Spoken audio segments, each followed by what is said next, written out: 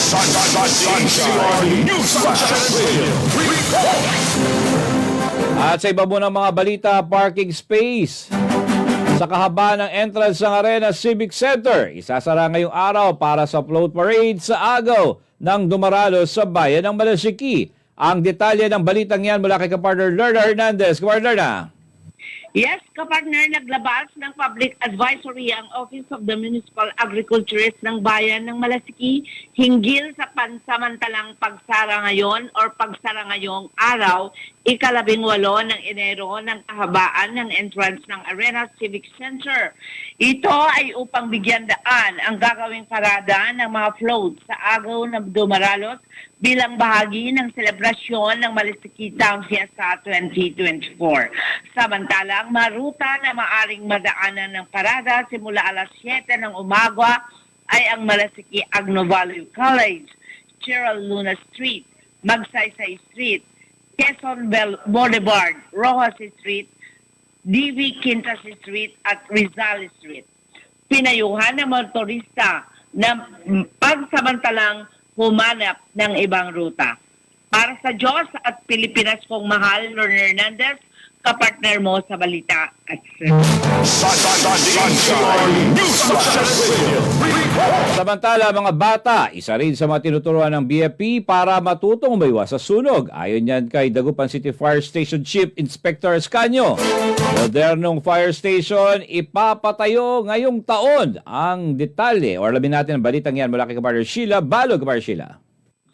Isa ang mga bata tinuturuan ng Bureau of Fire Protection para matutong umiwas sa sunog. Sa panayam ng SM9 News North Luzon, sinabi ni Dagupan City Fire Station Fire Chief Inspector Michael John Escanio na ito ang isang naging programa nila kung saan gumagawa sila ng play base. Sunshine News Blast. BFP Dagupan naman, so marami naman tayong mga naging activities when it comes sa disaster and preparedness, sir. Actually, ang main na naging masabi yung programa natin, sir, na malaking naitulong din is yung in-incorporate natin yung, or na natin na makasali po yung mga kabataan, especially mga young kids. So may program po tayo na Batang Listo kung tawagin natin, sir. So sa program na yun, sir, meron kaming play-based, para siyang play-based learning, sir, kung saan nag-enjoy po yung mga kabataan, yung mga bata, pero natututo po sila regarding po sa fire safety. So may mga obstacle courses po yun, sir. Isang obstacle course dun, sir, yung sa zero visibility kung tawagin natin, sir. So meron kaming ginawang obstacle course, sir, kung saan papasok po yung mga bata dun, simulating po yung instance, sir, na matrap sila sa isang nasusunog na building na as in zero visibility talaga. So parang maze po yun, sir. Papasok po dun yung mga kids hanggang sa ma-reach po nila yung exit po. Together dun sa program namin na yun, sir, meron din po kaming mini rappelling tower, sir. So makikita po nung experience po ng mga bata yung paano po mag-rappelling. Kasi yung paggamit po ng ropes and nuts, sir, isa pong technique po yan and skill po naman po yung BFP na ginagamit po namin sa pag-rescue po. Si Isa Estadya, Dagupan City, kung saan halos 6 na raang mga bata kasama ang daycare kids na naturuan nila. Samantala, ang LGU Dagupan at BFP Region 1 ay nagkaroon ng signing of Memorandum of Agreement kung saan magkakaroon ng ipapatayong bagong fire station sa Barangay Herrero Perez. Ani Escanio, ito ang magiging pinakamoderno at pinakamalaking fire station sa buong Region 1 na sisimula na ang pagpapatayo ngayong taon. Hinihikayat naman ni Escanio ang lahat na bigyan ng prioridad ang pagkuha ng permit upang matiyak na ligtas ang kanilang mga gusali. Siguraduhin din niya na nakapatay, naka-unplug ang lahat ng mga appliances bago umalis ng bahay. Paalala ng hepe na mag-ingat, lalo na ngayong El Nino upang hindi magkaroon ng sunog. Para sa Diyos at sa Pilipinas kung mahal, Sheila Balog, kapartner mo sa Balita at Service. Samantala, nagpaalalang Department of Social Welfare and Development Region 1 sa mga residente ng Rion ukol sa posibleng epekto ng El Nino. Sa pagdeklara ng pag-asa ng El Nino Alert, inaasahang magtutuloy-tuloy ito hanggang buwan ng Mayo ngayong taon. Dahil dito, aasahan ang mas mainit kaysa karaniwang mga temperatura sa Rehiyong 1. Ang matinding init ng panahon ay maaaring makapekto sa kalusugan, mga trabaho at maaari ring magdulot ng sunog. Pinayuhan ang lahat na mag-ingat at maganda sa maaaring maging epekto ng El Nino. Ingat ka ka-DSWD. Itala naman ang 4.0 magnitude lindol sa Santiago, Ilocos Sur nitong Miyerkules ng hapon. Naramdaman ang pagyanig ng intensity 2 sa Bigan City, Ilocos Sur at intensity 1 naman sa Candon City, Ilocos Sur. Wala namang nai-report na apektuhan ayon kay City Government ang Bigan at Candon. Ayon na rin sa Provincial Welfare and Development Office at Provincial Disaster Risk Reduction Management Office na nasabing probinsya. Wala ring inaasahang aftershock ayon sa DOST PhilBox.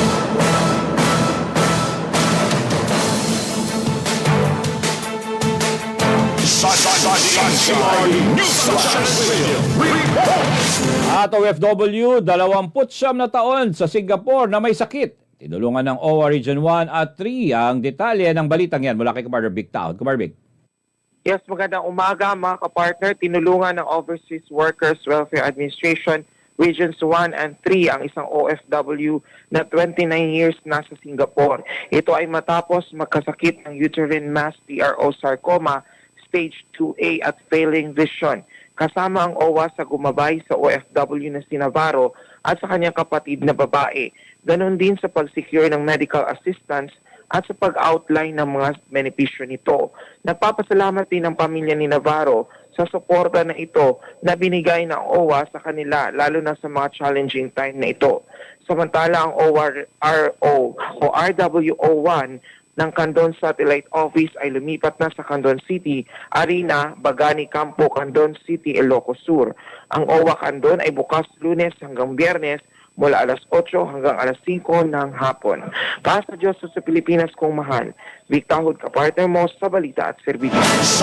Sunshine News Blast. Samantala, dinuluhan ni Mayor Belen Fernandez ang 2024 Division Schools Press Conference opening na ceremony kung saan nagbigay ito ng inspirational message sa mga young journalist.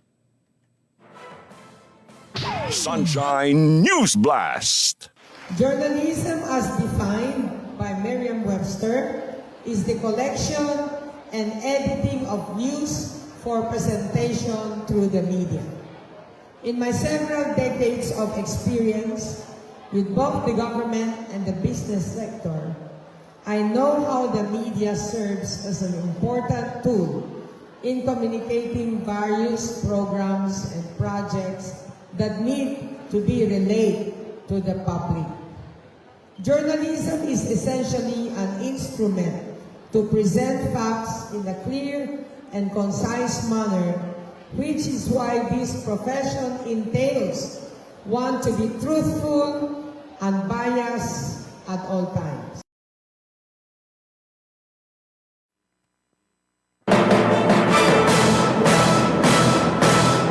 Dagdag pa ng mayora ang mga journalists at messengers of truth dahil sa anyas kasabihan na no journalist, no justice. Dito, good journalism can make this world a better place. Naniniwala si Mayor Belen na ito'y magiging tagapaghatid ng katotohanan sa hinaharap. Nagpahayag din ang mayora ng buong suporta sa mga campus journalists sa syudad. Katuwang ang DepEd, dagupan para sa paglinang ng talento sa sining ng pamamahayan.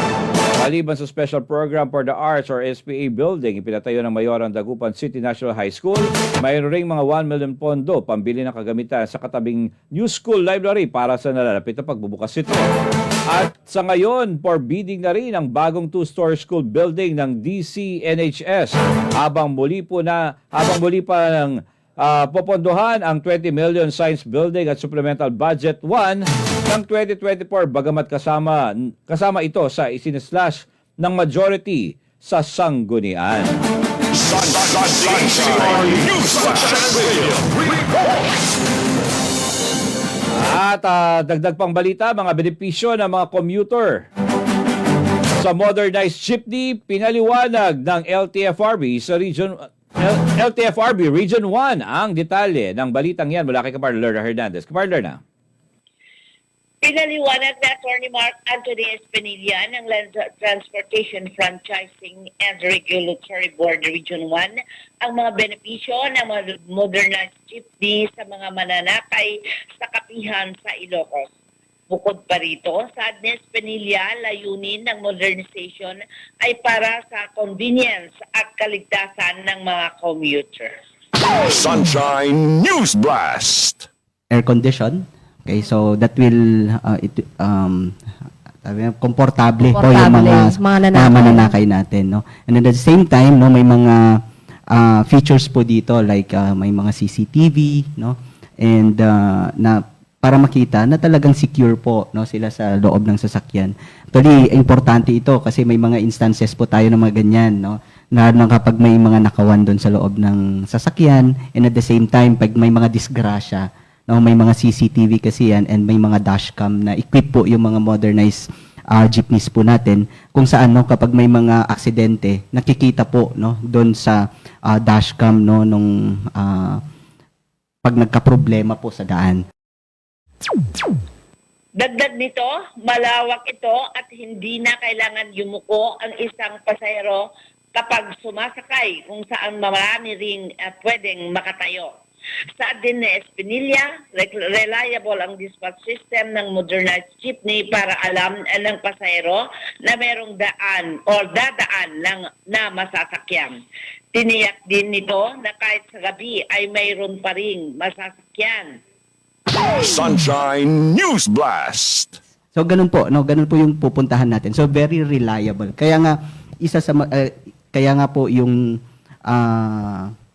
benefits nga natin dito, it should be comfortable, no, accessible, secure, and safe and affordable. Yan. So yun po yung primary aim po nung pagpunta po natin dito, yung pag-embrace po natin sa PUVMP.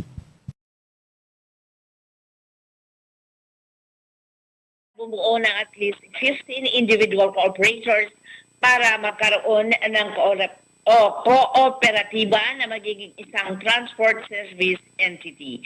Tiniyak ng LTFRB na ang apektado sa modernization program na ito ay makaka-avail ng mga social programs ng gobyerno. Para sa Diyos at Pilipinas kong mahal, Lerner Hernandez, kapartner mo at serbisyo. Sunshine News Blast. Samantala, Department of Health Ilocos Center for Health Development muling pinaalala ang tama at wasong pag-inom ng antibiotics. Ang detalye yan sa pagbabalik ni Kabar Sheila. Balo, Kabar Sheila. Muling naglabas ang Department of Health Ilocos Region na ang advisory hinggil sa tama at wastong pag-inom ng antibiotics. Saad ng kagawaran, ang labis at di wastong paggamit ng antibiotics ay maaaring magdulot ng antimicrobial resistance o AMR. Isa ito sa malaking hamon sa kalusugan sa kasalukuyan. Ang mga hamon na dulot ng AMR ay masalimuot at maraming aspeto, ngunit maraming paraan upang malutas ito katulad ng tamang konsultasyon at pagsunod sa advice at prescription ng doktor. Dagdag ng DOH, sama-samang magtulungan upang antimicrobial resistance ay mapigilan. Para sa Diyos at sa Pilipinas kong mahal, Sheila Balog, ka-partner mo sa Balita at Service. At para sa balita ng regional wanted person, sa krimen na pagnanakaw arestado ng Bautista PNP. Ang detaling yan, malaki kapartner, Big Town, Kabarbig. Dahil sa mas pinaigting na pagsisikap ng Pangasinan Police Provincial Office laban sa mga wanted person, arestado ang isang wanted person sa krimeng pagnanakaw sa ilalim ng criminal case numbers B-2022-174 na may nirerekomendang piyansa na 120,000 pesos. Na-aresto ito ng Bautista Police sa barangay ni Baliw Norte, Bautista, Pangasinan sa ilalim ng supervision ni Police Captain Rinaldo Malyari, Chief of Police. Ang naaresto ay isang 34 years old, high school graduate, glass aluminum installer at residente ng barangay ni Baliw Norte, Bautista, Pangasinan sa bisa ng warrant of arrest na inilabas ng Regional Trial Court, 4th Judicial Region Branch 19, Bacoor City, Cavite dahil sa krimen pagnanakaw. Tiniyak ng pulis na binasahan ito ng Constitutional Rights Miranda Doctrine sa pag-aresto rito at dinala ito sa Bautista Police Station para sa documentation at proper disposition. Nais ni Pangasinan Provincial Police Director Police Colonel Jeff Pangid na masugpo ang anumang uri ng krimen sa lalawigan para sa kaligtasan ng mga taga-Pangasinan. Para sa Diyos at sa Pilipinas kong mahal, bigtahod ka partner mo sa Balita at Serbisyo.